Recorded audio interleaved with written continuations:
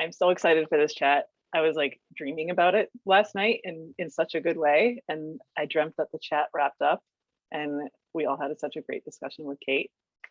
Kate Northrup, welcome. I'm so excited you're here. So honored to be hosting this chat for the Write Like a MOFO community. A lot of people in this community are familiar with you and your work, and there's a few Origin members in here already. So we know and love you. For those who don't know Kate, she's best-selling author of Do Less and Money and Love Story, CEO, planner, creator, regenerative business teacher, researcher, and she's here to show you how you can be more relaxed while making an impact. And I know that's what all us business owners are here to do. So she created the Origin Company to help aspiring and established business owners work less while having less stress and creating more abundance, and also believes in making a life, not just a living. The Origin membership is currently open until October 20th. And like I said, there's a good chunk of you in here already. So let's jump in. Are you ready, Kate? Yeah, I'm ready. Okay, I have a couple questions in advance and then we'll go to everyone here. Question number one is from Elle. How do I manage tending to messages and create space in my day to be more present for myself and clients? I've contemplated just checking and responding to messages only in the morning and evening, but it also doesn't interest me to start and end my day that way. Yeah, this is a great question. And I love that you're asking it because I love tactical questions like this. Some of the work can get theoretical, and I really like talking about how it actually applies to how you do things, because that's what really matters. Yep. So I can only speak to what I do and where you might want to head. Early on in business, I realized I'm a very sensitive person. And so I knew I needed gatekeepers ASAP, meaning I don't manage all the incoming messages. When I do that, it takes me out of doing my best work. And also when people say mean things, which is not a lot, but they do. Yep. It completely throws me off. So my first answer is, over time, I would really recommend getting like a customer service VA or an executive assistant who can help you with that. And I know that may not be available to everybody right now, but it's a goal to have. And one of the things that I did when I really wanted to hire somebody, but I couldn't afford to, is I kept a piece of paper. I actually kept one of those like virtual sticky notes open. So I had the Stickies app open. And I would write down every time I was doing something that I didn't want to do, that drained me, or that I wasn't good at, or that irritated me in my business that actually did need to get done. I would put it on the sticky note.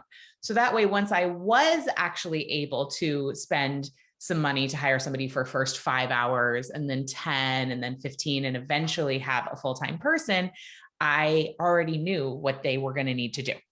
And so that is really one thing that I would recommend. But in terms of organizing it, this also depends on your personality. I am an extrovert and I actually mostly love checking messages. So even though our team checks my DMs, so do I, because it's fun. So that sounds like Elle. That is not the case for you. And so what I would recommend is taking a look at your cyclical energy throughout the day and look at, do you feel the most social, the most like checking messages around noontime? That's the time in our day that is most energetically social, that kind of midday peak sun energy. So that's what I would recommend taking a look at, and then doing whatever you need to do. For example, I'm part of my kids' school chats on WhatsApp, and I just, I have to take off notifications because it is crazy in there. And the moms really want to outward process. And I'm just like, I have stuff to do. So, I mean, I'm a mom too, but like not there. So just choose which channels you're available on. That's also really important. Like I just have a policy. I don't respond to Facebook messages. I don't go in there. I don't read them. If somebody wants to find me, they can find me elsewhere. I just don't respond to Facebook messages. So you can have different guidelines where it's like, okay, I basically never go on Facebook other than to interact with my groups. So have a clear set of agreements with yourself and with your clients for what channels you're available on and what hours you're available and when you aren't going to be available. For example, when I started my mastermind this year, I said, there will be 6 full weeks during the 10-month course of this program where I will be completely unavailable.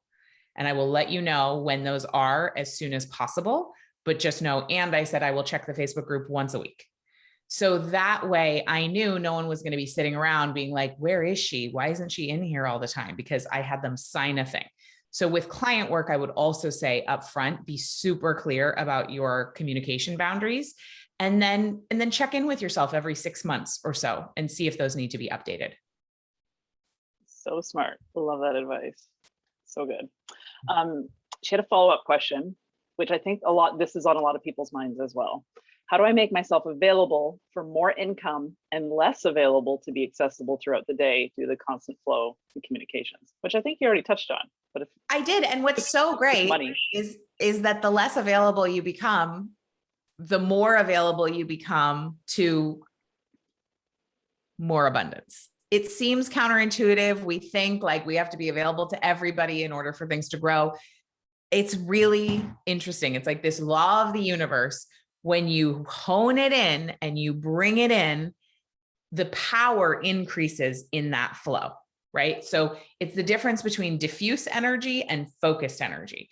So take those steps that I just gave in the last answer, and you will find that the caliber of your clients increases, the amount they're willing to spend increases, and then you need fewer people, or you're then able to have offerings that are less high touch and a lower price point, which also requires far less of your time and energy. So you can only work with me at this point in the Origin membership or my mastermind. There's a huge cost disparity between those two things. I find that sometimes the middle gets murky. And I actually am having a flashback to my entrepreneurship 101 class in college when they told me this exact thing. It is true. When you can sell a lot of things to a few people, or you can sell a few things at a high price you can sell a cheaper thing to a lot of people, or you can sell a more expensive thing to a few people. But trying to sell a mid-range thing to a middle number of people will get you caught in the weeds. That is not the answer to your question, but I'm sharing anyway. No, it is very helpful and really great advice, because so often we come into business and we're like, oh, I'm launching a course. That is great. How many people are in your audience? So, right. So important. Before I go back to any questions that came in advance, I want to, Rita, Kim, or Chantel, if you have any questions, just unmute and ask, and then I'll go back to the ones that came in. Great. I guess I could pop in quick. On how would you reference that, Kate? For me, I have like peak seasons because I shoot rodeo and stuff like that, Cool. We have events. So it's like I have to go hard for so many months. Is there a way you'd recommend to find a balance in that? Like, I'm trying to understand how my cycle plays into it and the moon and all that fun stuff right now. Have any suggestions? Yeah, this on is how great. Not to overrun. Well, it's actually beautiful that you have a seasonal business, because we are seasonal. So sometimes people misinterpret my work and they're like, do less means rest all the time. No, doesn't mean that. It actually is about seasonality. So you've got it baked right in, Chantel. It's a macro season, right? So you go hard for several months. And so what I would recommend is making sure you have lots of buffer on both ends of your go hard season. I think about like tax accountants, right? Like they need a lot of buffer after April 15th, at least in the United States, and before that time. And so pad yourself well where you already know you are blocking off, a couple of weeks after that season where you'll have nothing you need to do. And same thing when you're in the off season, make sure you're really filling up. And then while you're in season, that's the time to go hard on your sleep as much as possible, on supplements, on fresh air, on clean water, on vegetables. Um, oftentimes we do this thing where we're like, oh, I'm in my hard season. It's okay. I'll just let my body fall off the wagon completely. And that makes your deficit so profound at the end of that season. So I'm in launch right now. And I know that this is not possible for you, Chantel, so I'm not suggesting this, but I'm in my season right now. And right now, like turning off my phone when I'm with my kids is essential. Exercising is essential. Knowing what good food I'm going to eat. Yesterday, I went to the beach I went to the pool for a couple of hours with a girlfriend in the middle of the day. Again, I know, Chantel, you're not doing that. But I am saying, like, those are my suggestions for where can you put in buffer that doesn't actually take more time, but that is incredibly regenerative. Like, you're going to drink water anyway. You're going to drink beverages anyway. So let's have it be water, for example, like limiting alcohol consumption, things like that. Because there are things that we do that make it worse. And, Right. just try to not do those things. Yeah, no, that makes total sense. So, yeah, I'm 25 and stuff at this point. So I'm figuring this stuff all out on how to pace myself and set myself up right. So thank you. Love that you're asking this question at this point in your career. So awesome. Yes. Rita, did you have a question?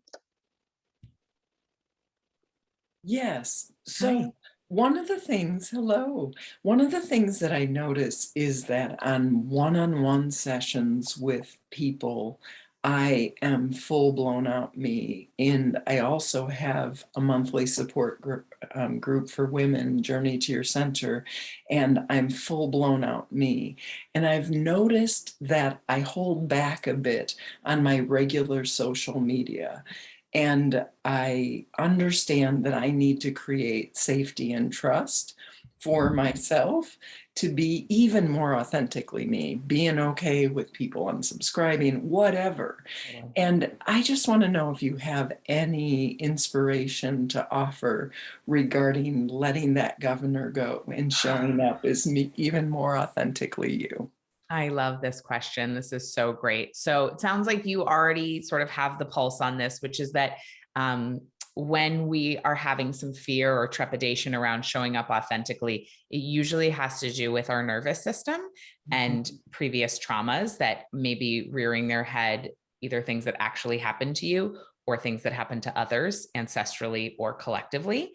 So there's nothing wrong with you, first of all. It's like totally normal. And actually a very reasonable response to being a woman in this world. So you're doing great. Your body is doing a great job at keeping you safe. And there are things that you can do to keep investing in getting your body up to speed that actually doing an Instagram live or posting on social is not life-threatening. And so I recommend having some container around that. So first of all, I will say I really recommend batching your social media content logistically, just because it saves time and energy. But the reason it saves energy is also because you could do like a yoga practice, or what kind of things are you into that help you feel calm? Exercise is definitely a part of that, and nature, connecting with outside, eating healthy. Okay, amazing. So maybe you could go do a workout in nature on your social batching day and really connect with all that is, and lie on the ground, hug a tree, connect with Mother Nature, connect with Mother Earth, the Great Mother, and then come back and batch it out for the month. Because you can open the portal one time and then shut it down, so that you're not every day going back into that place. And then over time, that will teach your nervous system, like, oh, this is a safe thing to do. I'm actually safe here. But I would pair nervous system calming activities with the batching of the content. And that's like a beautiful retraining. Got it. I love that. Thank you so much. It's interesting because sometimes I can't batch, and my story is that I need to be inspired. It's in those moments of inspiration. I need to do my thing and then be done with it. And that you could do a nervous system practice right then. Yes, exactly. That's what I'm hearing. And it's so funny because yesterday I did show up and do a Facebook Live, and it made me so happy because right after that, someone who's not following me, and I, come from Timbuktu, and said, you need to take some pride in your hairstyle because this one is really awful. I laughed hysterically because it was just so precious, right? Like, oh my God, you are my hero. I love that you are so unhappy that you're focused on my hairstyle and telling me how I should wear it. And so it really helped to soothe my nervous system because it was so ridiculous. It is so ridiculous. Yeah. Thank you so much. You're so welcome, Rita. Yeah. And it's ridiculous. And then I also want to say it's inevitable. So I was talking with my friend Sarah yesterday, and we were talking about like being sort of all that we can be, right? So this very same conversation. And she's taking this course, and she was like, you know what the course said? Because there's this thing about like, oh, if I become really successful or if I make a lot of money, like people are going to have shit to say about it. She was like, people are going to have shit to say and be mean to you no matter what. So you might as well be successful and wealthy or impactful or whatever, because they're still going to be mean. They're going to be mean whether you're holding yourself back. They're going to be mean if you're in debt. Like they're going to be mean. No matter, it doesn't matter. It's unrelated from the money or the success or whatever. I was like, that is such a good point. People being mean is inevitable, but us feeling safe when they are is something we can do something about. Love it. Thank you so much. Thanks, Rita. So good. Thank you, Rita. Such great questions. All right, from Erin, and I know the answer to this. I will I've been working with this for a while. How do I use the strategies you teach if I no longer cycle in menopause, for instance? Yes. So you use the moon. Yeah. And quite frankly, it's better because it's way more predictable.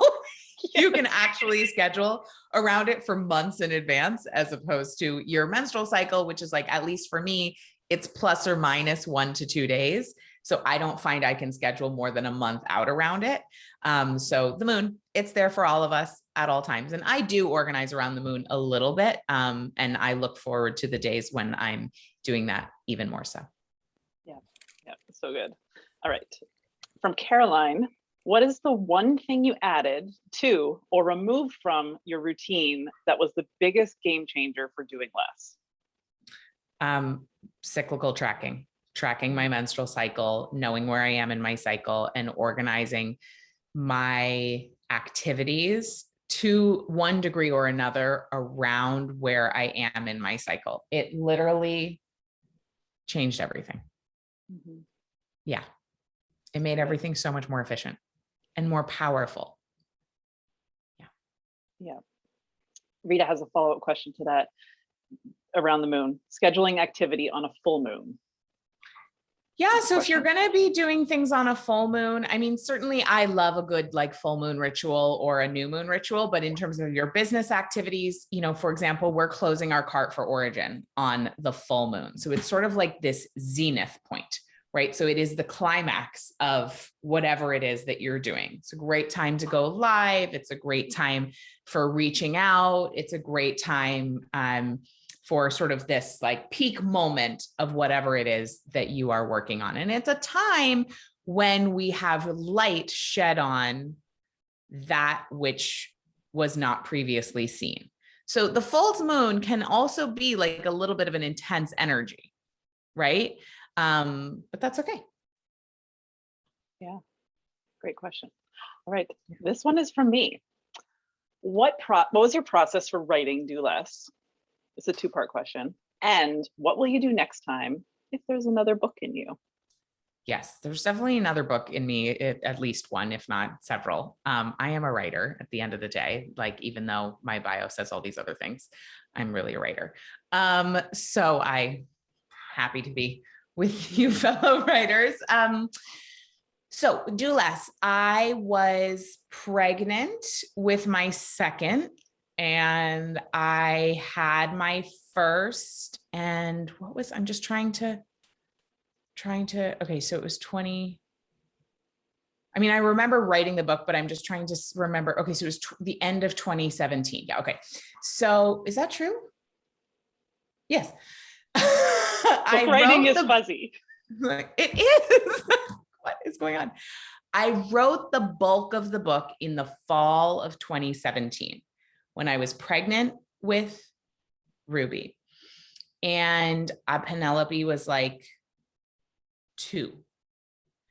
So when I share my writing process, it is not usually very helpful to other people. So I just am going to caveat with that, because I'm an extremely fast writer.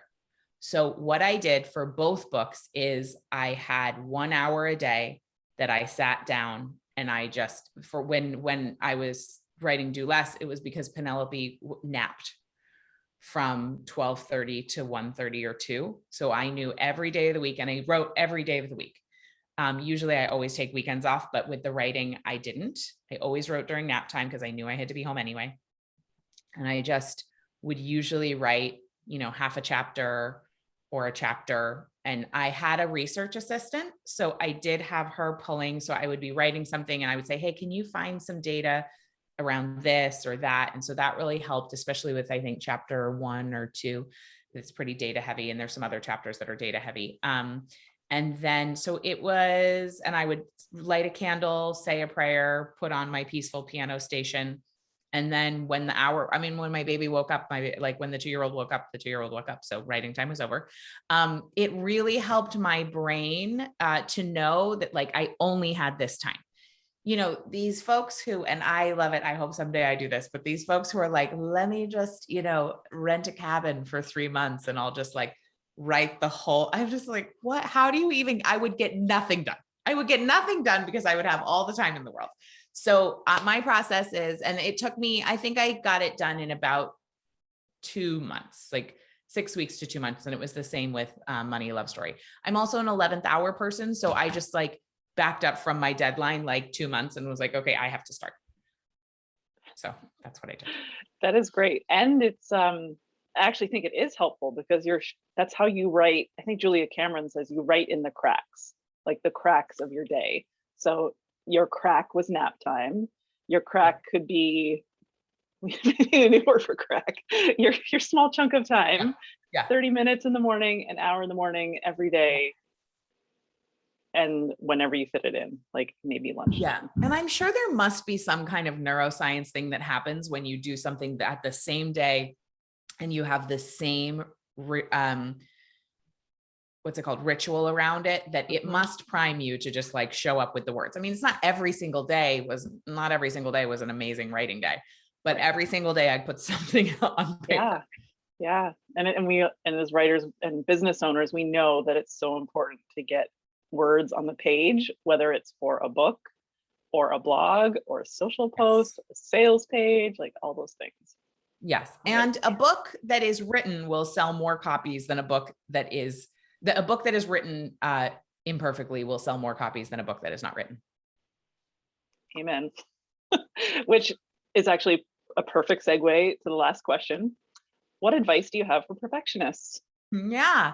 Well, so perfectionism is also a symptom of our culture. So also for perfectionism, I just want to say there's nothing wrong with you. Being a perfectionist is a perfectly reasonable response to living in a culture that picks especially women apart to the degree that our culture does. I don't know if any of you read Michelle Obama's book, Becoming, but it was unbelievable to just hear the degree to which the media just was all about picking apart her appearance. This brilliant woman, and so it's no matter how smart you are, no matter how accomplished you are, it's still about your pantsuit. So we are just, the way that we are in this culture is just so off, first of all. And so perfectionism is a reasonable response, but to try to keep yourself safe. So we're back to the nervous system, which is really our body's way of trying to keep us safe. And so we think, if I can do everything perfectly, nobody will criticize me, which is not true. Everyone will criticize you anyway. So then it's really about nervous system healing. So how can I learn to signal safety in my body so that my body feels safe, so that I'm getting full blood flow to my brain, so that I can access my full creativity and I can show up and give my gifts to the world. And we can only do that really fully from a place of knowing how to signal safety. So there are so many ways we can do this, and you can look some of them up. We also practice this in the Origin membership, but you can stimulate the vagus nerve by singing, yoga, meditation, being in nature.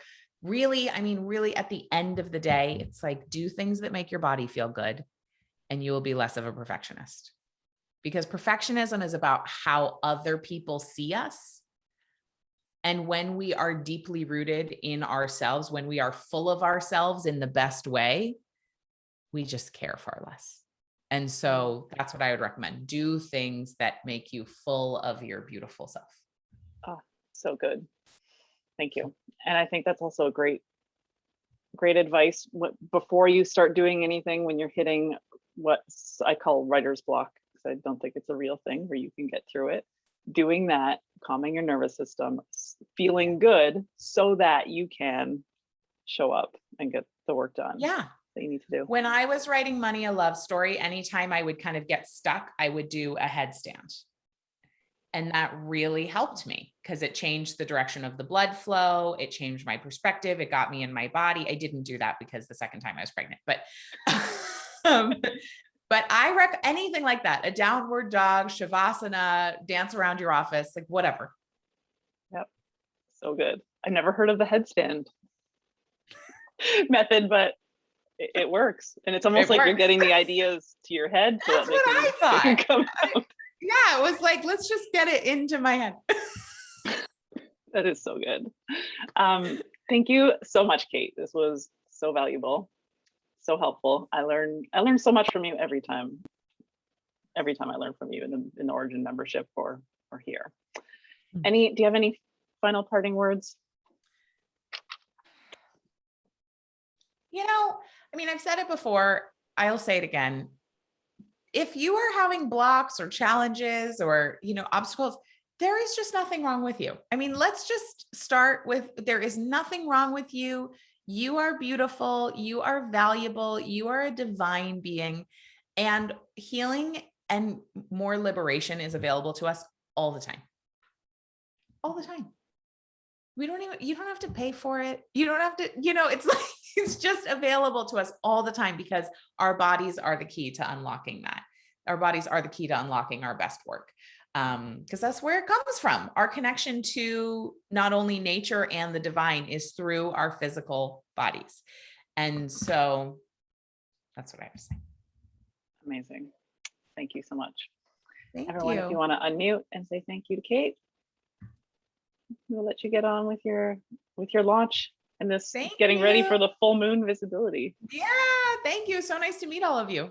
Yes, thank you so much. I just love your beautiful heart. And thank you for having your own back. I love that you're naming things regarding the inequity between how the masculine and the feminine are received and what the expectations and standards are. And having each other's backs as women and creating that safe place to say stand up, because we're not doing men any favors by not meeting them. They deserve to be met, and so do we. So thank you so much. I just appreciate you. Thank you, Rita. I love that. Yeah, and thank you, Jack, for setting this up. It was extraordinary. Thank you. You're so welcome. This was my honor and so much fun. Thank you so much for having me. Thank you, Kate. Thank you, everyone. Bye, everyone. Bye.